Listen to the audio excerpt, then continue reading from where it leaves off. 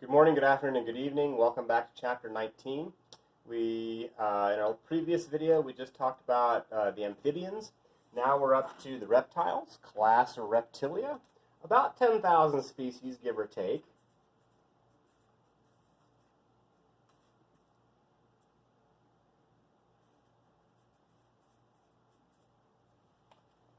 Class Reptilia. Not quite 10,000 species of reptiles.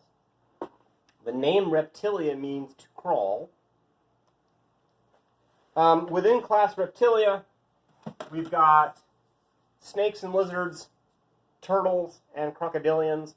Full disclosure, crocodilians and turtles have both been given their own classes now. They're no longer classified within Reptilia. They still count as... They're no longer in class Reptilia. They're still related to reptiles, but they are something special. They're something different. The turtles are now in class Testudines, and crocodilians are in class Crocodilia. We're going to go by the old system, and we're going to say that they're still within class Reptilia. Reptilia means to crawl. These are very terrestrial. Remember, we're making our way up out of the water. We're following the evolution of living things, the evolution of vertebrates from fish to amphibians and now to reptiles. If they live away from water, that means that they have to do a lot less of that cutaneous respiration, because if you live away from water, your skin's not going to stay wet. So if you do a lot less cutaneous respiration, that means you've got to be doing something else to get your oxygen. You've got to be using lungs. So these guys have pretty good lungs, really good lungs actually, compared to amphibians. They also have to have good kidneys. If you live in water, you don't need to worry about saving water. So you don't need efficient kidneys. You can just drink a bunch more and pee a bunch more and get rid of those toxins, right? And if you live a lot farther away from water, then you do need to be a little bit more efficient about your water retention. And so reptiles have pretty good kidneys, and they've got pretty good lungs compared to amphibians. They're very terrestrial. Here we see a lizard. There we see a snake. And when you think of lizards and snakes, don't you kind of think of like hot, dry places? You know, like rattlesnakes in the desert, like tortoises down along the beach, you know, dry, sandy places. That's because they can live that far away from water, whereas reptiles can't. Here we see the major groups of reptiles, sea turtles. Here we see an alligator. Actually, if you look very close, and if you've got the PowerPoint downloaded, there's actually 3 different species of reptiles in that picture. Here's my alligator. There's my turtle that it's resting its head on, and then here's a snake that is laying on the tail of the alligator. And what are they all doing? They're all sunning themselves, and the reason why they're sunning themselves is because all of these organisms we talked about up until now have been what we call ectothermic, which means they have to get their heat from the outside. And so they find a nice sunny area, they sit in the sun, and they warm up. This obviously is a snake, and then here is a lizard. The proper name of this lizard is called the basilisk lizard. Its common name is called the Jesus lizard. And it's called the Jesus lizard because it walks on water. It doesn't actually walk on water, it runs on water. They got really big feet. Notice that really big toe coming out. They got really big feet, and to escape predators, they get a running start on land, and then they kind of windmill their back legs and slap the water as they run on 2 legs, and they run across the water. And they can't go very far. They can't go more than about 20 feet, give or take, on the water. Kind of fun little critters. Basilisk lizard is what it's called. Do look it up online, or the Jesus lizard, and watch a couple of videos about the basilisk lizard. They're kind of neat little critters. Found in South America, I think. Here is the world's largest lizard. Understand, a crocodilian is not a lizard. A crocodilian, an alligator, is a crocodilian. This is called the Komodo Monitor. They're found only on one place on the planet, and that is the Komodo Island. That's why it's called the Komodo dragon, because it's found on the island of Komodo. The group of lizards that the Komodo Monitor belong to are monitor lizards. It's just a special group of lizards. The world's largest lizard. I want you to look really close to this picture over here. The reason why I included this picture is it's clearly laying up against some posts right here. If this is a 4x4 post, that should give you a sense of scale for the size of that animal. And that is very likely a 4x4. So there's probably 8 feet, give or take, between these 4x4 posts. So this animal is how long from nose to tail? Looks to be about 12 feet, 13 feet long. They get to be pretty darn big. They are the largest predator on the island in which they live. They do sometimes hunt in packs. They do sometimes attack and kill humans. Not very common.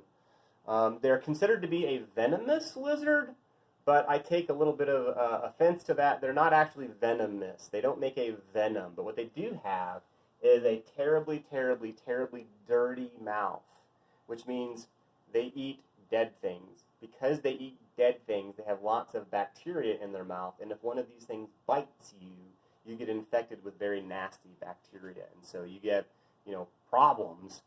You get bad infections, and so that's why they're referred to as venomous. They're not venomous. They just have really filthy mouths because they eat dead things. They eat carrion. If you're going to live on land, you have to have what's referred to as an amniotic egg. An amniotic egg means that you have a shell around your egg. And what this shell does is this shell keeps water in the egg. Remember we looked at that amphibian egg and we said, hey, look, they don't have a shell around them. This is a jelly egg, which means if they're on water, they're going to evaporate. If I have a shell around an egg, think of a chicken egg. If I have a shell around the egg, well, now my problem is I can't fertilize that egg outside of the mother. The way frogs have sex is the male grabs the female from behind. She releases her eggs into the water, and he just releases his sperm over her eggs, and then that's frog sex. Okay? If I put a shell around the egg, sperm cannot penetrate that shell. And if sperm can't penetrate the shell, that means that it has to be fertilized before the shell gets put on, which means now the male has to have a method of delivering sperm to the female. Hence, you need sex organs. And here we see a snake's sex organs. These are referred to as hemipenes. Yes, they have 2. It is what you think it is. It's a sperm delivery device. Essentially, it's a penis. It's not like ours, but it does the same function. Why do they have 2? I don't know why they have 2, but they do. Supposedly, it's so that if the female is on the left side or the right side, they just release one or the other to fertilize her. But then again, it's a snake. Why couldn't you just slide over? I don't know. I didn't make them. Don't ask me.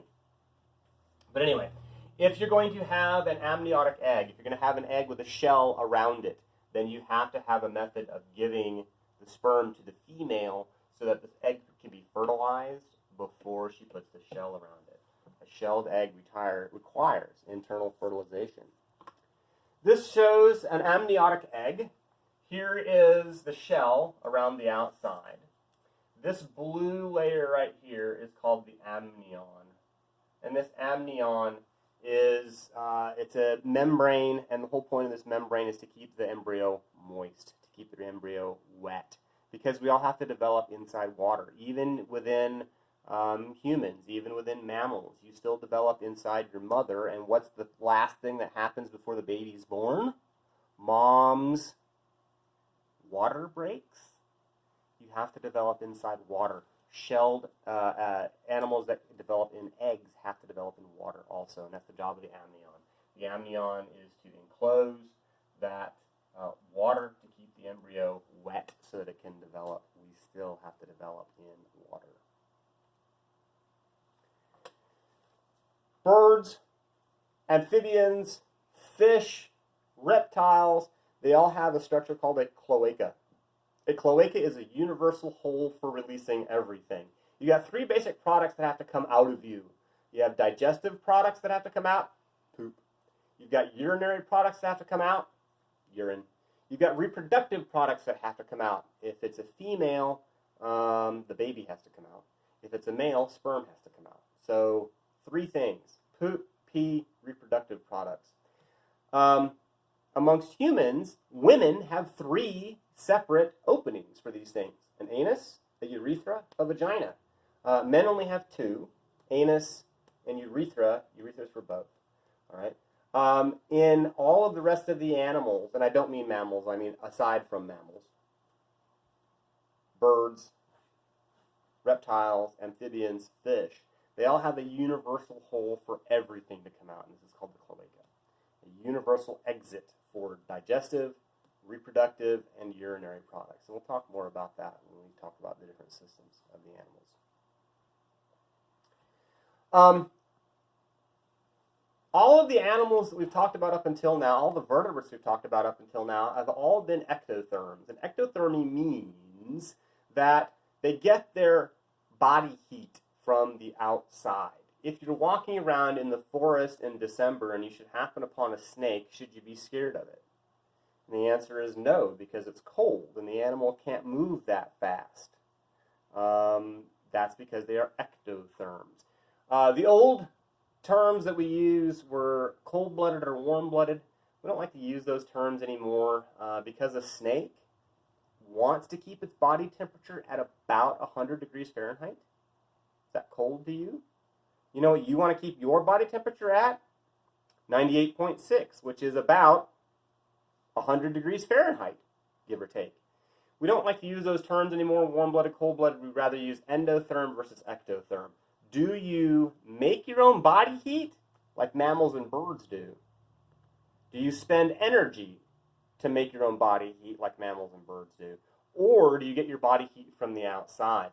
Do you sit in the sun? Do you lay on a hot rock?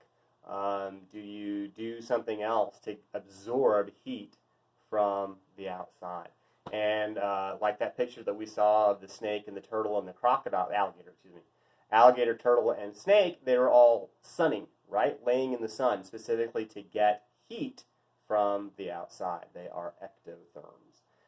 Almost all things are ectotherms. The only organisms that aren't are mammals and birds, are the only ones that are not ectotherms.